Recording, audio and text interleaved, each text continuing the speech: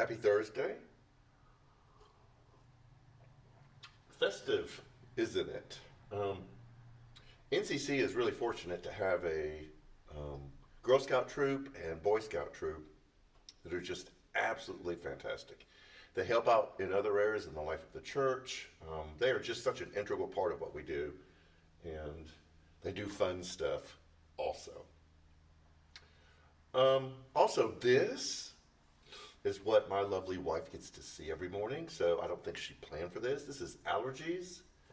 Um, a new cat, third cat in the house. You've probably seen this story online, which makes all of the other cats upset, which makes for a very active night every night for almost 3 weeks now. So there's a lot of joy this morning. I don't think Janet was counting on this. Um, I have a lot of stories that I could have pulled from um, to kind of make this point, but I'm going to go way back for this. When I was in seminary working on my master's, I did some painting and light construction. And I remember, and they'd always take a group of guys and put them in different, I worked in student housing, and they put us in there to repair, fix, paint, whatever, an apartment that just had been vacated, and they were getting ready to put new students in there. And I remember I had done something stupid or goofy. I kicked over something or knocked something over. And one of the guys, no harm intended, did kind of the classic cartoonish doo doo doo doo doo doo doo doo. Um, and there was something that happened inside of me that was out of proportion for that situation. And I know he was poking at me, but inside it felt like more than that. It felt like there was a larger thing that he was saying, that he was making fun of me, he was making statements about me. And so I had this reaction that didn't fit that moment.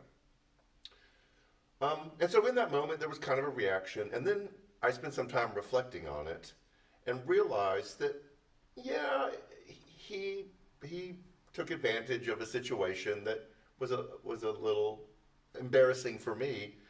But there was something going inside of me that made my reaction more about what was happening inside of me than something external, something that he had done.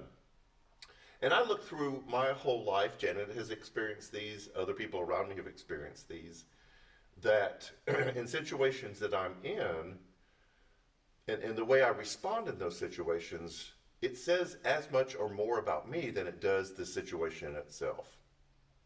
And so I have spent my entire life, and you probably can feel it in my preaching and teaching, trying to help all of us figure out what's going on inside of us. I really believe that Americans are one of the most least self-aware groups of people in the world.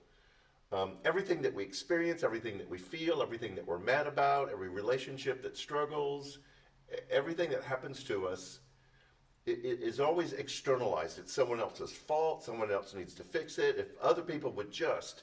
And I know you watch the news, you read things, and it's less about our individual ability to deal with those kind of things in the world, and we tend to just project on other people. If they would just. And we're all guilty of that. So if you feel a little bit of that inside of you, I don't want you to beat yourself up. We all have those things going on inside of us. And so a lot of my teaching and a lot of my preaching has been helping us look at those things inside of us that cause those reactions that we really project and blame external forces on.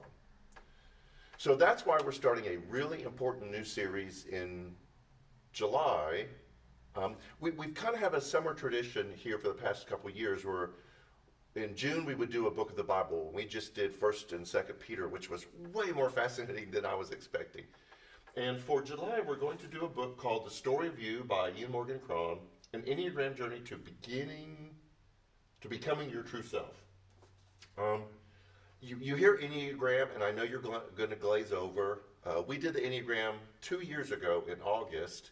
We are not going to do a deep dive into the Enneagram. I will kind of go over it real quickly just to kind of help position us. But I love the angle that Ian takes in using the Enneagram to help us in a journey of self-discovery. And this is what he said. Those things that happen inside of us, our reaction to people, to situations, to news, to events in the world, are things inside of us, expectations, what people had kind of put into us that made us act a certain way in order to feel accepted, to feel loved, to belong. And so a lot of times we still live in what he calls this old story. Here's who I have had to be in order to find belonging and love in the world. He's a Christian. He's an ordained minister. He's a therapist. He's been through the 12 Steps program. So he has this really broad background in understanding human behavior. And being a Christian, he said, there is a better story that God wrote that once we can kind of pull away all of these things that have piled up inside of us that cause us to be the way we are, we can find our true divine inner image of God inside of us, who we really are. And so even though he is an Enneagram expert, what he says is the Enneagram is not who you are. That's not your true self. Your true self is this divine nature that God placed inside of you. And we have put all these other things inside of us in order for us to navigate the world. You look through all of the teachings of Jesus, and he talks about setting the captive free and breaking the chains, which is the theme that Ian talks about, and letting go of these things that we've held on to our old story and embracing the new story of grace, of God's unconditional love for us. So we're going to spend the month of July in this, dealing with specific reactions that we have. This first Sunday, we're going to talk about the feelings of shame. I'm not enough. I have to live this certain kind of life in order to find acceptance. And Ian uses the teachings of Jesus to release us from those stories. So, man, we hope that you join us. This is going to be just like practical, really useful stuff to help us in our spiritual journey. There's a lot going on. We had a great fellowship July 4th last weekend. For those of you who attended, participated, helped, we had a lot of volunteers to help make it work. We say thank you for coming and thank you for helping. We have got 3 more of these planned down the future. They won't replace the worship service. We're still going to have worship because we know that creates some issues too. But we will have worship, and then we will have this fellowship time afterwards. We're changing up worship a little bit. We're changing the way that we're checking in our children. We want children to be included in worship. There's a really fresh breeze blowing through New Community Church, and we are excited.